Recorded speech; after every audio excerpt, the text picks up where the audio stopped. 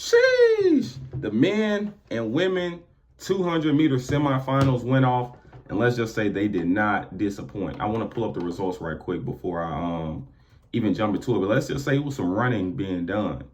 It was some running being done. I'm actually conjoin both because I feel like the women it was very lackluster, and it didn't, I don't know, it just really didn't stand out to me. The women didn't stand out to me. Okay, the semifinals. Here we go. First heat on the track, you had Kung Fu Kenny for the win. 1988. He looks good, smooth, ran relaxed. It was amazing. Second place in the heat, you had Alexander Ogando. Third place, you had Maka Charamba. And it's crazy because at this meet, it took a faster time. And it was raining too. It took a faster time to get into these finals than the Olympic finals. In the Olympics, it took 20.3 to make the final. At this World Championships, it took 1998. 1998. So yeah, those were the two qualifiers. There were no time calls out of this heat. Alexander Ogando, who I predicted, and Kenny. Second heat, you had Brian Lavelle. He won the heat in 1978. He ran that curve hard. Came off the curve, just ran to the line. Then you had Tobogo. He ran, but he looked like he wasn't running. Then he ran back into it. And then just like, all right, I'm in a good spot. That's it. Then Courtney Lindsay, he looked horrible. Courtney Lindsay looked horrible. He was in between the two. Tobogo was in 7. Tobogo was in 6. Lindsay was in 7. Brian Lavelle was in 8. And then there was another guy in 9 who was just rolled as hell. But yeah, Courtney Lindsay ran 20.3. That's awful. He didn't make it through. And then in the third heat, it was like, ooh, Brian Lavelle looks good, man. He ran 19.7. And it was what it was. But the third heat, Noah Lyles came. Let's just say he did not play around. He said he's going to run faster each round yesterday in his interview. And he definitely turned it up from that 19.9 he ran. He went out there and ran a world lead, 19.51. Now, see, personally, I didn't have Noah getting a medal. And right now, after this, I got Noah for the bronze. I'm a slide him in there for the bronze. But I got Brooke for the bronze. And then you got Zarnell Hughes, who ran a 19.95. He looks pretty decent. Then the guy from South Africa, he ran a personal best. He ran 19.97. Then you had Carly, who runs at the University of Kentucky, who recently signed professional with the NCAA champion, 19.98. And he was the last time qualifier. You had notable names in this heat like Udodi, Onzarike. He was rolled 20.2. Andre DeGrasse, 20.1. He was rolled Adrian Kerr from Jamaica. He ran a big personal best, 20.08. That was really good. Let me look and see who was in this. Oh my God. Gout was in his second heat. Now, Gout, I told people that he was going to crash and burn probably in the semifinals when it came to the World Championships, just off the fact that he never races competition. Now, he races these little white kids down in Australia, and he comes off the curve. He's 30 meters ahead. He run 20 flat and 19.9s. And people's like, man, just imagine what he'll do against comp. I said, against competition, he'll probably run 20.3, 20.4. And a lot of people said I was hating and this, and that. But I'm like, bro, why would I hate? That's just how things typically go. When you're running comfortable and you know you're better than everybody, you run way more relaxed. And relaxed sprinting is the best way to produce fast times. So when he's at home against these guys in Australia, his same age, and he's a professional athlete and they're not, and he got to deal with Adidas, and he's racing these little kids, and it's like, all right, bro, like, cool. It's like a professional boxer going into a middle school, beating up the top middle school boxer. Like, okay, cool, you beating the top guy, but like he's in middle school type shit. Same thing with Gout. Like, yeah, you beating the top guy, but you're a professional at the end of the day. Like, Gout turns 18 in a month or two and blah, blah, blah. But he's a professional athlete. When you're good enough to sign your name on that contract, I no longer care about your age.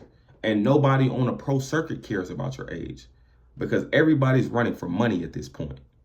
So All these excuses, he's 1 year old and he's this, and that. No one cares. All that shit goes out the window when it's time to line up and be a hell of a guy. So yeah, man, he might have a bright future ahead of him, or he might not. I think he's overly sheltered, like entirely too much.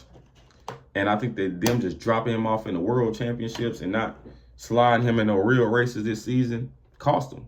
Because I think Gout could have made this final. I think Gout could have ran 1997 and made this final. He has the talent to, but he doesn't have the composure to.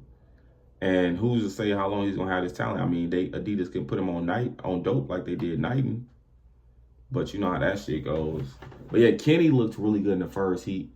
I would think that Maka Charamba, he looked good as well, and he ran 20-0.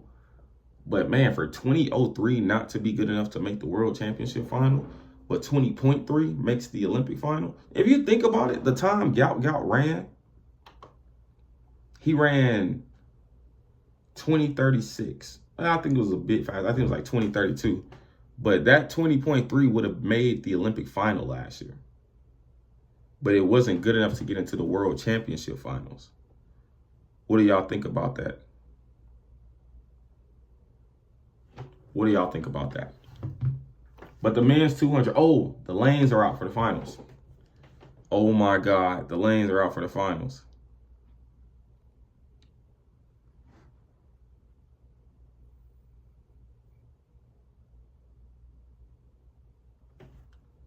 Holy. So, lane 2, you have Odu from South Africa who ran 1997. Lane 3, you got Carly Makarawu, 1984 this year. He ran 1997 or 98 in the semis. Alexander Ogando is in lane 4. You got Tobogo in 5, Noah in 6, Brian Lavelle in 7, Kenny in 8, Zarnell Hughes in 9. Sheesh. So they got down there, got Brian Lavelle and Kenny out there setting the pace. Well, Zarnell Hughes is a good starter. Kenny's a good starter. Brian Lavelle's a good starter. Man, these guys finna run 10-0 on his curve. Noah and Brian, they ran like 10-1, like 10-14, 10-13 on the curve in their semifinals. So in the finals, it's going to be tough. And Tobogo's right behind them. He's going to have to get around that thing, stand up, and run past them. That's how you're going to have to do it. That's how you're going to have to do it. But yeah, I think these lanes are very interesting. Very interesting.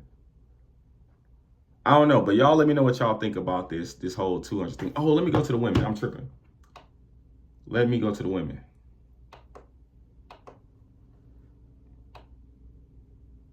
Anivia Battle, she ran another 22 flat.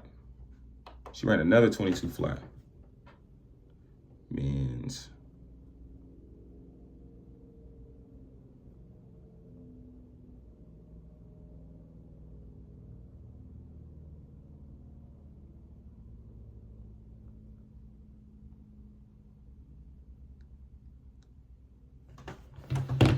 Sharika Jackson, first heat. She goes out, drop a 21.99, looks really well. Amy Hunt goes out there and drops a personal best, 22.0. She looked really well. Brittany Brown ran 22.13, season's best. She qualified. Damn, 4 women in this heat actually qualified for the finals. Antonique Strong, she went out there, ran 22.48. She pulled her hamstring at the line and still qualified for the final. Still qualified. 4 people, all the time qualifiers came out the first heat. Second heat, Melissa Jefferson, 22.0, looks really well. Easy. Dina Asher-Smith, she looked okay too. Looks pretty easy. 22.21. Ashanti Moore, I would expect her to run a little better.